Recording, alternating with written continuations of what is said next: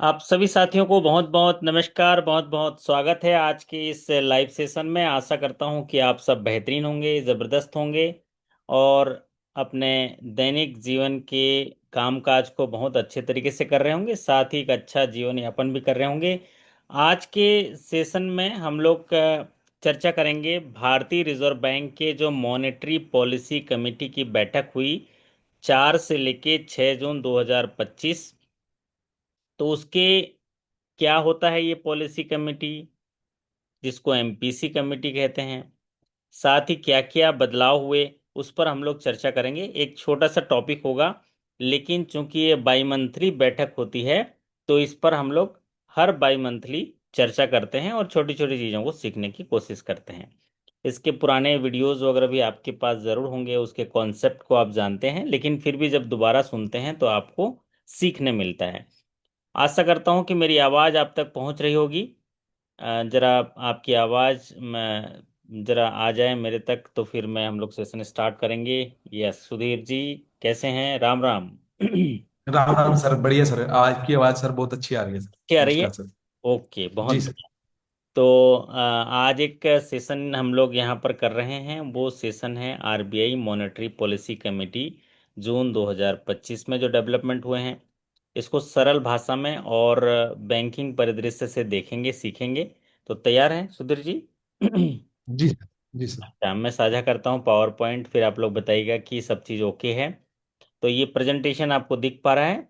जी sir, दिख पा रहा है। चलिए, देख पा रहे हैं। तो बहुत बढ़िया। तो आज का सेशन जरा इंटरेस्टिंग होने वाला है, क्योंकि भारतीय रिजर्व बैंक की जो मौद्रिक नीति है उसके कमिटी है, उस कमिटी की बैठक जो है हर 2 महीने में होती है।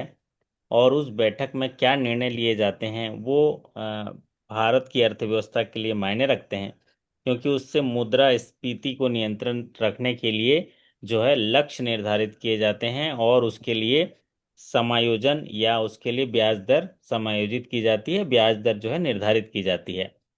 तो आइए लिए चलता हूँ भारतीय रिजर्व बैंक के मॉनेटरी पॉलिसी कमेटी के बारे में जानते हैं। सबसे पहले जानते हैं what is monetary policy committee, जिसको एमपीसी कहते हैं। एमपीसी क्या है? तो आप सभी साथियों को बताना चाहूँगा कि जिसको मॉनेटरी पॉलिसी कमेटी कहते हैं, और अगर हिंदी में देखेंगे तो इसको मौद्रिक नीति समिति क्या बोलते हैं? मौद्रिक नीति समिति और मॉनेटरी पॉलिसी कमेटी। तो monetary policy committee is a statutory body form under the RBI act 1934। तो पहली जानकारी आपके लिए अच्छी है कि भारतीय रिजर्व बैंक के आरबीआई एक्ट 1934 के तहत स्टैट्यूटरी बॉडी फॉर्म की गई थी मॉनेटरी पॉलिसी कमेटी के रूप में। और ये मॉनेटरी पॉलिसी कमेटी, जिसे मौद्रिक नीति समिति कहते हैं, it is responsible for fixing the benchmark policy interest rate, repo rate. भारतीय रिजर्व बैंक के जो बेंचमार्क पॉलिसी रेट होते हैं, दो तरह के रेट भारतीय रिजर्व बैंक डिसाइड करती है। एक करती है पॉलिसी रेट्स, एक करती है रिजर्व रेट। पॉलिसी रेट में जिसमें repo rate, reverse repo, standing deposit facility, bank rate और आपके जो हैं मार्जिनल स्टैंडिंग फैसिलिटी रेट्स होते हैं, इसको पॉलिसी रेट्स कहते हैं। और एक होता है रिजर्व रेट्स, जिसमें सीआरआर और एसएलआर होते हैं। तो ये स्टैट्यूटरी जो रेशियो हैं, ये इसको डिसाइड करने के लिए भारतीय रिजर्व बैंक एक्ट 1934 के तहत स्टैट्यूटरी बॉडी फॉर्म की गई थी, जिसे मॉनेटरी पॉलिसी कमेटी कहते हैं। और ये जिम्मेदार होता है जो policy rate, interest rate, repo rate decide करता है। The monetary policy committee aims to achieve the inflation target and ensure economic stability. Bharat की अर्थव्यवस्था स्थिर रहे, इसकी इकोनॉमी स्थिरता के साथ आगे बढ़े और इसमें जो मुद्रास्फीति के लक्ष्य हैं उसको अचीव कर पाएं, ये इसका उद्देश्य है मॉनेटरी पॉलिसी कमेटी का। अब इन्फ्लेशन की अगर बात करें, मुद्रा स्फीति जिसको बोलते हैं, इन्फ्लेशन एक ऐसा वर्ड है कि समय के साथ जब वस्तुओं के मूल्य बढ़ने लगते हैं या महंगाई बढ़ने लगती है, इसको मुद्रास्फीति कहते हैं। तो इसको कंट्रोल करने के लिए, इसको जो मुद्रास्फीति को कंट्रोल करें और इकोनॉमिक स्टेबिलिटी को इंश्योर करने के लिए, सुनिश्चित करने के लिए जो ब्याज दरें निर्धारित की जाती हैं, यही इसका मॉनेटरी पॉलिसी कमेटी का उद्देश्य है। Monetary Policy Committee established in 2016 to bring transparency and accountability to monetary policy decision। तो मॉनेटरी पॉलिसी कमेटी जो है 2016 में स्थापित किया गया था, ताकि जो मॉनेटरी पॉलिसी डिसीजन ली जाती है, मौद्रिक नीति के मूल्यों के निर्धारण हेतु जो निर्णय लिए जाते हैं, उनमें ट्रांसपेरेंसी हो, पारदर्शिता हो और एक जिम्मेदारी हो। और उसके लिए जो है ये मॉनेटरी पॉलिसी कमेटी की गठन की गई थी। तो पहला जानकारी तो आप लोग जान गए गुड इवनिंग कि। सर। हाँ जी, गुड इवनिंग। तो कौन बोल श्रीमंत रहे बोल रहे हैं सर। हैं? हाँ जी, श्रीमंत जी, बढ़िया सुन लीजिए। आज हम बढ़िया चर्चा कर रहे हैं मॉनेटरी पॉलिसी कमेटी पर, सरल भाषा में सीखने की कोशिश कर रहे हैं। और यकीन मानिए, हम लोग जिस इंडस्ट्री में हैं, किसी चीज़ को जितनी बार पढ़ेंगे उतनी बार सीखने का मौका मिलता है। तो सरल भाषा में आज हम सीख रहे हैं कि मॉनेटरी पॉलिसी कमेटी के क्या मायने हैं और क्या गठन किया गया था। तो पहला स्क्रीन से आप जान गए, इसका गठन किया गया था। और मॉनेटरी पॉलिसी कमेटी में 6 सदस्य होते हैं। इनका composition of the monetary policy committee, total 6 member. 3 member जो हैं आरबीआई से होते हैं और 3 मेंबर जो हैं गवर्नमेंट डिसाइड करती है। 3 मेंबर्स फ्रॉम आरबीआई, एक तो गवर्नर ऑफ आरबीआई जिसको चेयरपर्सन होते हैं, और 6 मेंबर जो हैं इस पर निर्णय लेते हैं। और अगर कोई टाई हो जाता है तो कास्टिंग वोट जो है चेयरमैन का जाता है। आरबीआई के 3 मेंबर होते हैं और 3 मेंबर जो है गवर्नमेंट नॉमिनेट करता है, गवर्नमेंट ऑफ इंडिया। तो एक हो गए चेयरमैन जो governor of RBI, deputy governor in charge of monetary committee policy, 1 RBI officers, normally executive director nominated by central board या जनरल मैनेजर होते हैं। अभी एग्जीक्यूटिव डायरेक्टर हैं आरबीआई के, वो रहते हैं। तो 3 आरबीआई के हो गए, और 3 external member nominated by government of India. तो टोटल 6 मेंबर होते हैं। 3 आरबीआई से, 3 बाहर से। तो 3 जो है गवर्नमेंट ऑफ इंडिया नॉमिनेट करता है, और 3 आरबीआई के रहेंगे, एक गवर्नर, डेप्यूटी गवर्नर और executive director of RBI. Decisions are made by majority vote with the governor having the casting vote in case of tie। अगर कोई फैसला लेना है, उसमें अगर टाई हो जाता है वोट में, तो गवर्नर का जो आरबीआई के गवर्नर होते हैं, उनका जो वोट है वो कास्टिंग वोट होता है, उनके वोट से निर्णय लिया जाता है। तो ये कंपोजिशन है। अगर करंट सिनारियो में देखेंगे, करंट मेंबर जो जून 2025 में बैठक हुआ, 4 जून से लेके 6 जून के बीच आरबीआई की मॉनेटरी पॉलिसी कमेटी की बैठक हुई थी। वहां पर कौन कौन से मेंबर बैठे थे वो देख लीजिए। Shri Sanjay Malhotra ji, governor RBI chairperson, doctor Poonam Gupta ji, deputy governor, doctor Rajiv Ranjan, executive director RBI, doctor Nagesh Kumar, external member, ये इकोनॉमिस्ट हैं, और श्री सौवागता भट्टाचार्य जी, एक्सटर्नल मेंबर, और professor Ram Singh, external member. तो 3 एक्सटर्नल मेंबर जो हैं वो nominated by government of India, और 3 आरबीआई के ये करंट मेंबर हैं जो बाई मंथली बैठक में भाग लेते हैं और पॉलिसी रेट्स निर्धारण करते हैं, ताकि भारत की इकोनॉमिक स्टेबिलिटी बनी रहे और जो इन्फ्लेशन का टारगेट है उसको अचीव किया जा सके।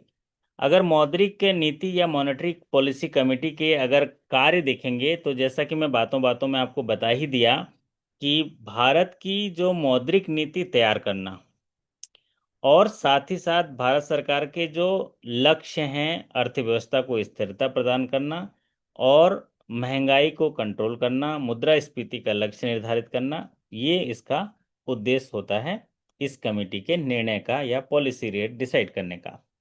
अगर इसमें मूल्य की स्थिरता को बनाए रखने के लिए, या कोई महंगाई बहुत ज़्यादा ना बढ़े, इसके लिए जो है ये बनाया जाता है। साथ ही साथ ये भी देखा जाता है कि जैसे मुद्रास्फीति कैसे बढ़ता है। अगर अचानक किसी चीज़ों का डिमांड बढ़ जाए, या वो किसी चीज़ की कमी हो जाए, उत्पादन में कमी हो जाए, उसकी मांग बढ़ जाए, है ना। जैसे आपने देखा होगा प्याज के दरों में बहुत कभी रेट बढ़ जाता है ना। सोने के भाव में बिक रहा है, मतलब उसमें उत्पादन की कमी हो गई, या माल में कमी हो गई, मूल्यों में वृद्धि हो जाती है। तो ये सारी चीज़ें जो हैं इसका आता है। मतलब इसका समझ लें सरल तरीके से, भारत की अर्थव्यवस्था को स्थिरता प्रदान करना, मुद्रास्फीति के लक्ष्य को हासिल करना और अर्थव्यवस्था में मूल्य की स्थिरता को बनाए रखना इसका उद्देश्य है। या मुद्रास्फीति को एक निर्दिष्ट सीमा तक उसको बांध के रखना इसका मेन उद्देश्य है। इसके लिए क्या करते हैं इन लोगों ने, जो मॉनेटरी पॉलिसी कमेटी होती है वो बहुत प्रकार के संकेतों का इस्तेमाल करती है, उनका विश्लेषण करती है, वर्तमान और भविष्य के आवश्यकताओं को देखते हुए उनकी स्थिति का आकलन करते हुए बहुत सारे आर्थिक वित्तीय जो संकेतक हैं उनका विश्लेषण करते हैं। इसमें जीडीपी में वृद्धि, जो ग्रॉस ग्रॉस डोमेस्टिक प्रोडक्ट है, और मुद्रास्फीति के रुझान क्या हो रहे हैं, साथ ही रोजगार के अवसर, वैश्विक आर्थिक स्थितियों में क्या उतार चढ़ाव हो रहा है, ये सारे जो संकेत हैं ये इनके कारकों के जांच करते हुए ये पॉलिसी रेट्स निर्धारित करते हैं। साथ ही इसमें पारदर्शिता और विश्वसनीयता बनी रहे इसके लिए वोटिंग वगैरह भी की जाती है। चलिए, तो आप लोग तो जान गए कि इसके 6 सदस्य होते हैं। 6 सदस्य में कोई भी सरकारी अधिकारी शामिल नहीं होता है। इसमें आरबीआई के 3 और भारत सरकार के 3 नॉमिनेटेड व्यक्ति होते हैं। और गवर्नर जो होते हैं या चेयरपर्सन या पदेन अध्यक्ष के तौर पर काम करते हैं। और अभी ये जो संरचना है हमने बता दिया इसमें कौन कौन है और क्या करना है, इनके फंक्शन क्या क्या हैं जो मैंने अभी बातों बातों में आपको बता दिया।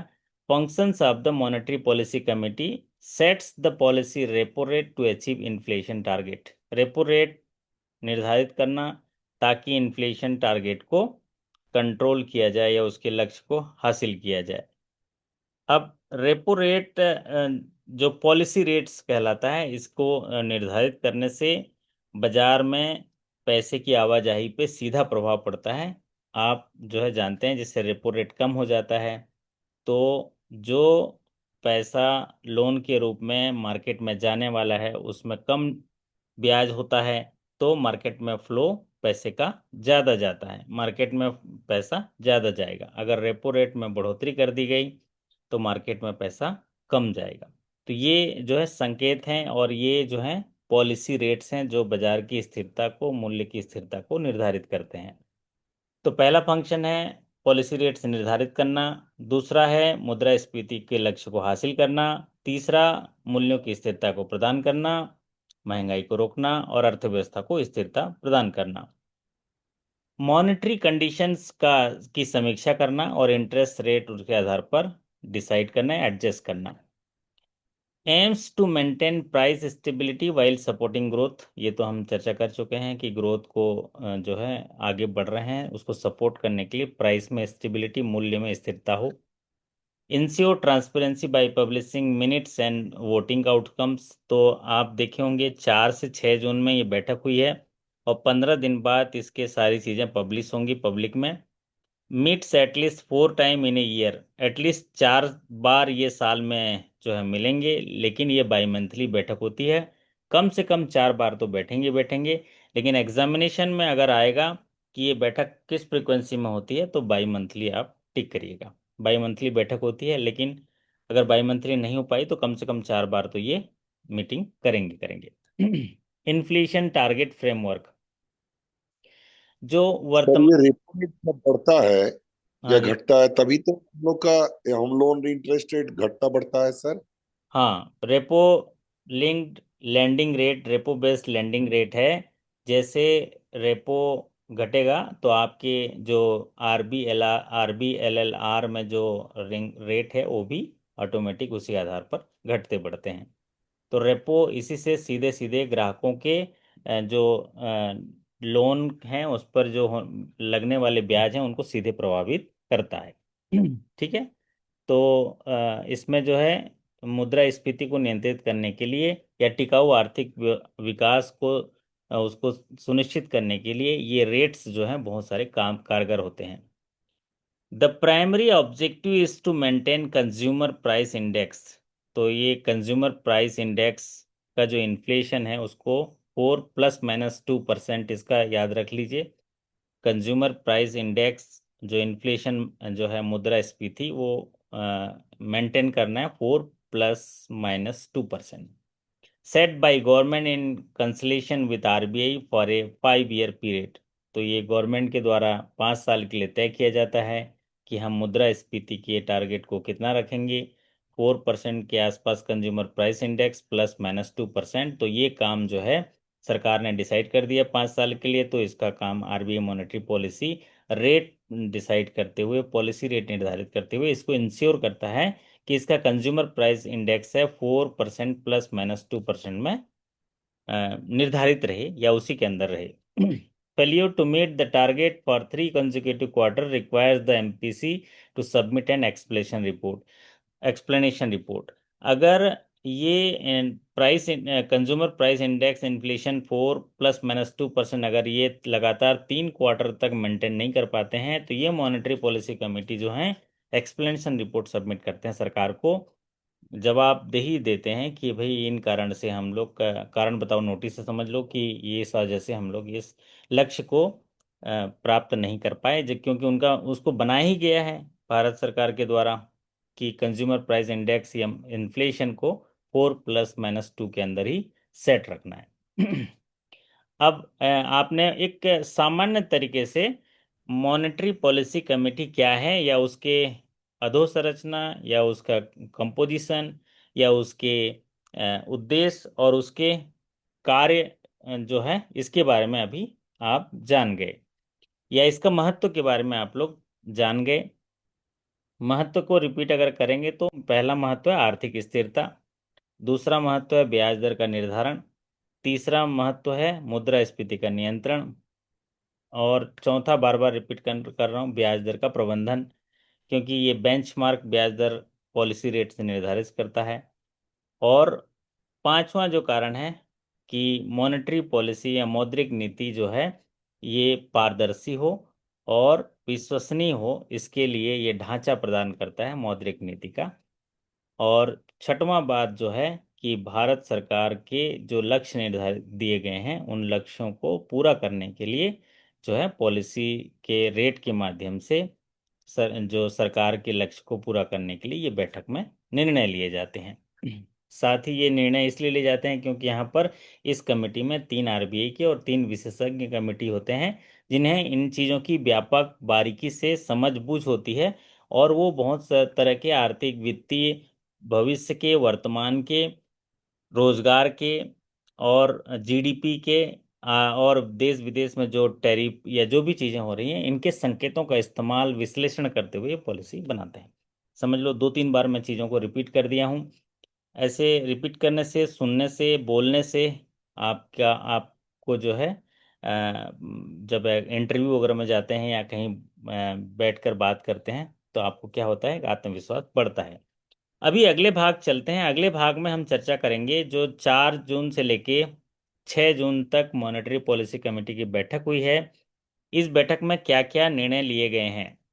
तो जैसा कि आप जान भी गए हैं कि इसमें पॉलिसी रेट्स निर्धारित किए जाते हैं, तो एक बड़ा बदलाव किया गया है कि रेपो रेट रिड्यूस किया गया है 50 बेसिस पॉइंट। तो जो रेपो रेट पहले 6% था, अभी वो कितना हो गया है, 5.50% हुआ है रेपो रेट। और रेपो रेट जो है वो 5.50 जो है वो रेपो रेट हुआ है, 50 बेसिस पॉइंट में कमी की गई है। पहले 6% था, अभी ये 5.50 जो है परसेंट हुआ है। अब यहाँ पर जो standing deposit facility, repo rate क्या है? रेपो रेट एक ऐसा दर है जहाँ पर बैंकें भारतीय रिजर्व बैंक से अल्पकालीन जो है पैसा, अल्पकालीन समय के लिए पैसा लोन पर लेती हैं, और गवर्नमेंट सिक्योरिटी जो है वहाँ कोलेट्रल होता है, क्योंकि रेपो रेट का फुल फॉर्म होता है रीपरचेस जो होता है, मतलब ऐसा जो कोलेट्रल होता है जिसको गवर्नमेंट सिक्योरिटी बोलते हैं, वो गवर्नमेंट सिक्योरिटी इस वादे के साथ दिया जाता है कि उसको फिर से वो वापस खरीद लिया जाएगा। तो रेपो रेट रिड्यूस किया गया है 5.50% पर, और स्टैंडिंग डिपॉजिट इसको क्या बोलते हैं, रेपो रेट को फुल फॉर्म को, हैं श्रीमंत जी, रेपो रेट का फुल फॉर्म जानते हैं क्या होता है? Sir repurchase, repurchase option rate, इसको ना रेपो। रीपरचेस एग्रीमेंट भी कहते हैं या रीपरचेस ऑप्शन बोलते हैं, रीपरचेस ऑप्शन। अच्छा yes, रीपरचेस ऑप्शन का ये मतलब समझ लीजिए, क्या होता है, जैसे बैंकों को रिजर्व बैंक से पैसा लेना है, ठीक है, रिजर्व बैंक से पैसा लेना है, तो उसमें कोलेट्रल जो है गवर्नमेंट सिक्योरिटी रहता है, उसी को रीपरचेस कर लेंगे वो, फिर से खरीद लेंगे, इसलिए इसको रीपरचेस एग्रीमेंट कहा जाता है। और ये शॉर्ट टर्म के लिए होता है, इसको रेपो रेट कहते हैं।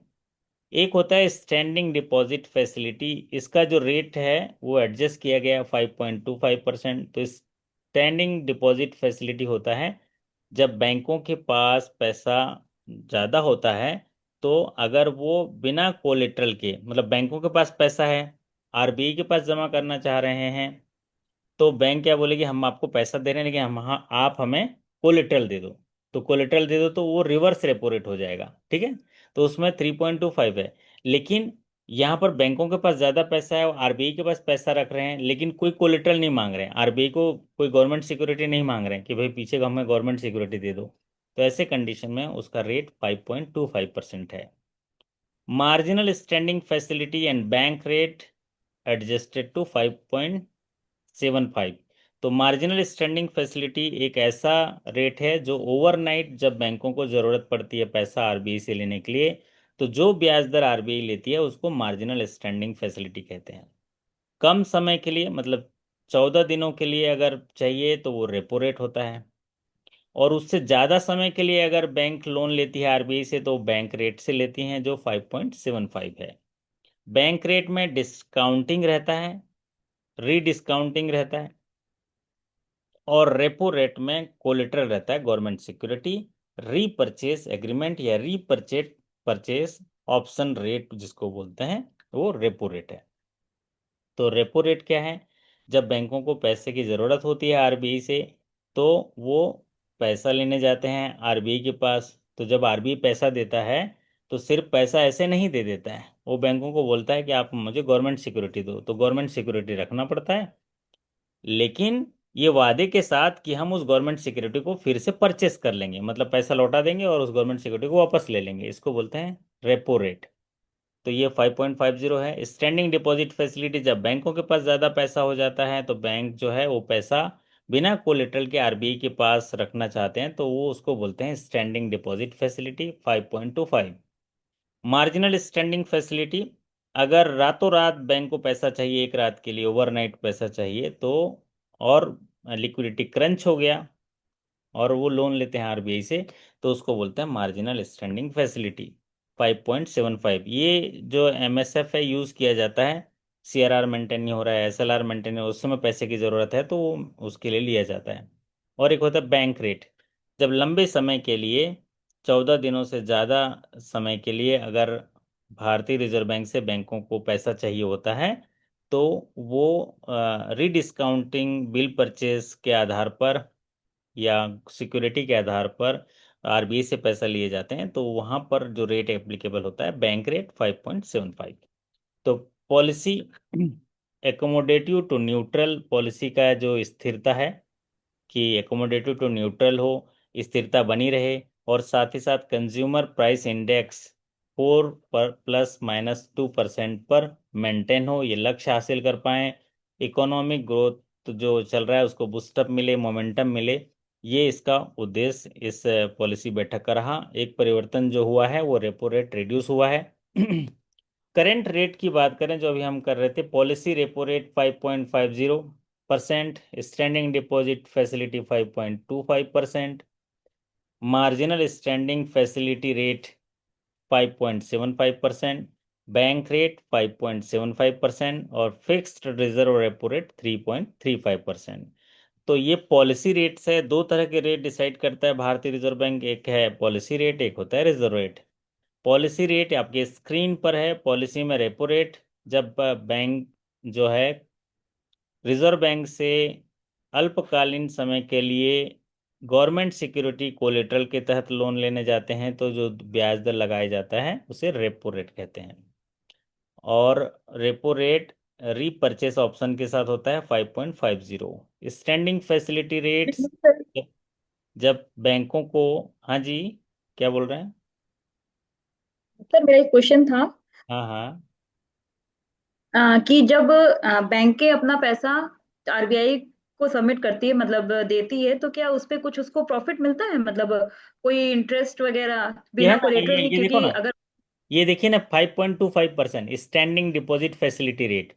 जब बैंकों के पास, बैंक जो है आरबीआई के पास पैसा रखती है तो इस स्टैंडिंग डिपॉजिट फैसिलिटी रेट मिलता है 5.25%। लेकिन इसमें कोई भी गवर्नमेंट सिक्योरिटी कोलेटरल के तौर पर नहीं रखा जाता है।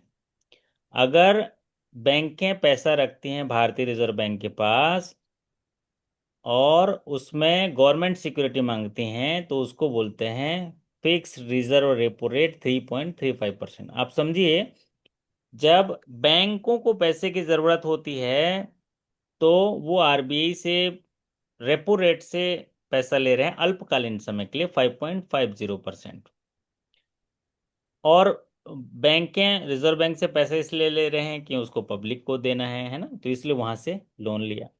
स्टैंडिंग डिपॉजिट फैसिलिटी है जब बैंकों के पास लोन नहीं दे पा रहे हैं तो पैसा एक्सेस रहता है, क्योंकि बैंक क्या करती है, पब्लिक मनी को ही यूटिलाइज करके प्रॉफिट कमाती है, तो उसको वहाँ इन्वेस्ट करता है या लोन देता है। तो बैंकों के पास अगर सरप्लस पैसा है, इन्वेस्ट नहीं कर पा रहा है, लोन नहीं दे पा रहा है, तो वो आरबीआई के पास रखेगा स्टैंडिंग डिपॉजिट फैसिलिटी, तो 5.25% मिलेगा, लेकिन विदाउट कोलेटरल।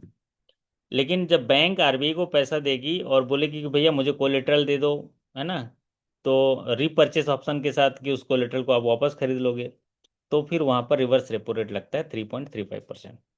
एक होता है मार्जिनल स्टैंडिंग फैसिलिटी 5.75%। एक रात के लिए पैसा चाहिए आरबीआई से तो मार्जिनल स्टैंडिंग फैसिलिटी।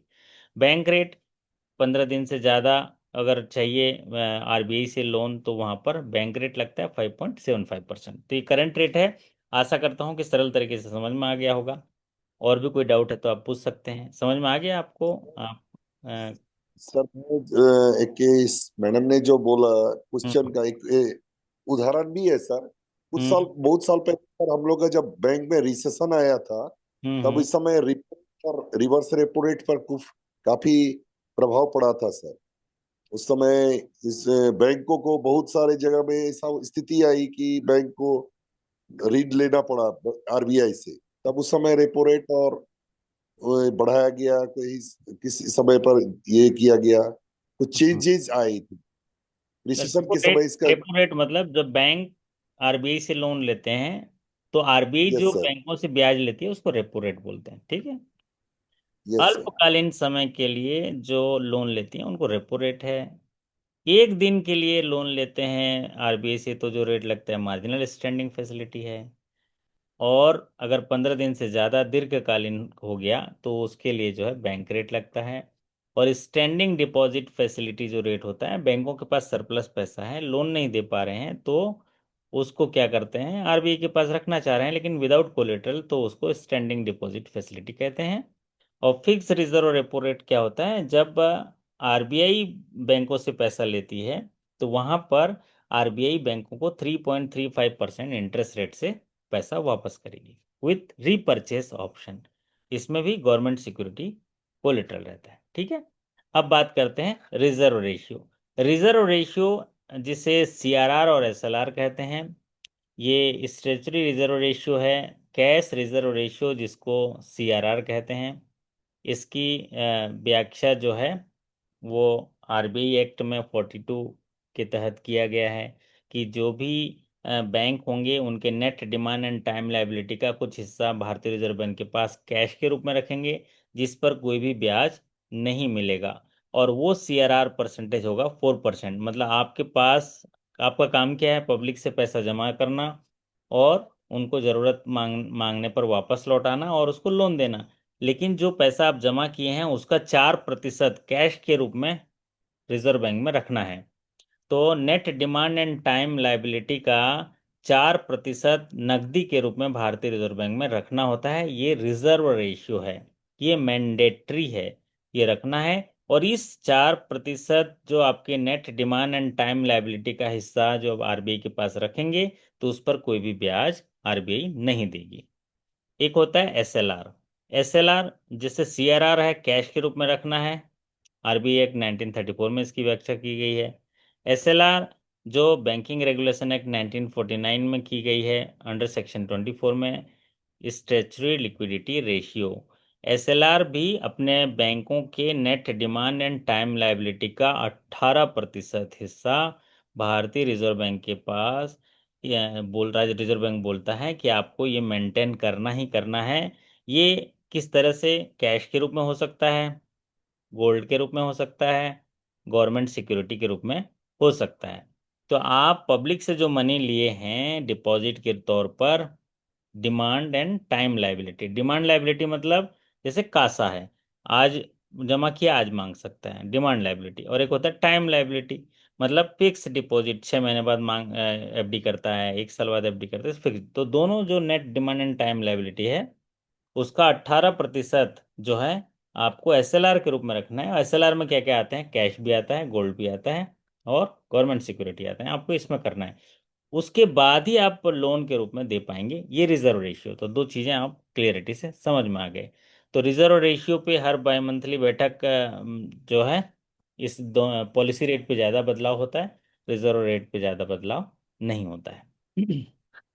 अब आता है सर कोई भी बैंक 4% से कम नहीं रख सकता है कैश रिजर्व में। नहीं नहीं नहीं रख सकता है ना, ये नहीं रख सकता है। और इसको मेंटेन करना है। अगर मेंटेन नहीं कर पा रहे हैं तो इसके लिए तो एमएसएफ से जाके लोन लेके उसको मेंटेन करते हैं। इतना कैश रखना ही रखना है आरबीआई के पास, उससे कम नहीं रखना है। इसीलिए तो आप जब फ्राइडे जो फिगर जाता है, उसमें वो आपको मेंटेन करना है। और जो है 90% तो आपको डेली बेसिस पे ही मेंटेन करना है, लेकिन जो पखवाड़ा होता है उसमें तो आपको 100% मेंटेन करना है। ठीक है। चलिए, ग्रोथ चालू आउटलुक की खाते बात में करें। रखना मतलब बैंक दिवालिया हो जाता है, ये दैट मीन्स ना हाँ, सर। वो मेंटेन करना है, मैंडेटरी है बैंकों को। उनके पब्लिक से जमा लिया है ना, तो इतना हिस्सा मेंटेन करना ही करना है ना। ये बहुत जरूरी ओके। है। तो आरबीआई उसमें पेनल्टी भी इम्पोज कर सकती है, और नहीं तो फिर उसको और भी जो है कार्रवाई कर सकती है। तो ग्रोथ आउटलुक की बात करें तो क्वार्टर 4 में जीडीपी ग्रोथ जो है 7% जो है था, जिसमें कि जो ग्रोथ है 6.8% जो आपका प्रोजेक्शन है। फाइनेंशियल ईयर 24-25 का जीडीपी जो है 7.2% है। और फाइनेंशियल ईयर 2025-26 का जो प्रोजेक्टेड है 6.5% है। और क्वार्टर 1 में 6.5 हो, क्वार्टर 2 में 6.7 हो, क्वार्टर 3 में 6.6 और क्वार्टर 4 में 6.3। ये जो है एक लक्ष्य रखा गया फाइनेंशियल ईयर में। तो आपको याद रखना है कि क्वार्टर 4 अगर जीडीपी देखेंगे फाइनेंशियल ईयर 24-25 में 7.2% था, लेकिन इस साल का जो प्रोजेक्शन है वो 6.50 रखा गया है। और ये जो है किससे डिपेंड करता है, ये सारी चीज़ें उपभोक्ता कंजम्पशन, इन्वेस्टमेंट, गवर्नमेंट कैपेक्स, ये सारी चीज़ों पे डिपेंड करता है। इन्फ्लेशन आउटलुक के लिए जो कंज्यूमर प्राइस इंडेक्स है, वो drop to 3.2% in April 2025। 4% ±2% maintain करना है। तो कंज्यूमर प्राइस इंडेक्स जो है वो 3.20% है। Food inflation decline by 6 straight months. तो फूड इन्फ्लेशन डिक्लाइन हो रहा है, मतलब जो खाने वाने चीज़ें हैं उन पर महंगाई कम हो रही है, मतलब अच्छा संकेत है। फाइनेंशियल ईयर 2025-26 में जो प्रोजेक्शन दिया गया है महंगाई इन्फ्लेशन का, वो क्वार्टर 1 में 2.90%, जो अभी अप्रैल में कितना था, 3.20%। क्वार्टर 2 में 3.4%, क्वार्टर 3 में 3.9%, क्वार्टर 4 में 4.4%। और इसमें रिस्क क्या होता है, टेरिफ वोलेटाइल जो होता है, वोलेटिलिटी जो होती है, अभी जो यूएसए का टेरिफ वार चल रहा है वो इफेक्ट करता है, वेदर करता है, प्राकृतिक आपदा होता है, क्योंकि इससे जो है आपके प्रोडक्शन पे असर पड़ता है। तो ये सारी चीज़ें करते हैं। लेकिन अगर देखेंगे तो कंज्यूमर प्राइस इंडेक्स जो है 3.20% अप्रैल में, अच्छा संकेत। और टारगेट क्या रखा गया है, आप क्वार्टर वाइज टारगेट देख लीजिए। जून क्वार्टर में 2.9, सितंबर क्वार्टर में 3.4, और दिसंबर में 3.9, और आपका मार्च में 4.40। तो ये आज के आरबीआई मॉनेटरी पॉलिसी कमेटी के कुछ महत्वपूर्ण पहलुओं पे हम लोग चर्चा किए हैं। एक्सटर्नल सेक्टर और ट्रेड सेक्टर में जो ग्लोबल अनसर्टेनिटी चल रही है, उसके बावजूद भी यूके और अदर्स जो एफटीएस सपोर्ट हैं, वो उसमें डॉलर इंडेक्स, क्रूड ऑयल, ये सारी चीज़ें सॉफ्टन हुई हैं। मतलब एक अच्छा संकेत दिख रहा है। सरकार के नीति नियमों में मूल्य तक जो मूल्य स्थिरता है या आर्थिक वृद्धि की स्थिरता में जो है ध्यान, इसमें सही तरीके से पॉलिसी रेट जो है दिख रहे हैं, उसके संकेत जो है आने वाले दिनों के दिखते हैं। एग्रीकल्चर और सर्विसेज सेक्टर में नॉर्मल मानसून फोरकास्ट है इस बार, है ना।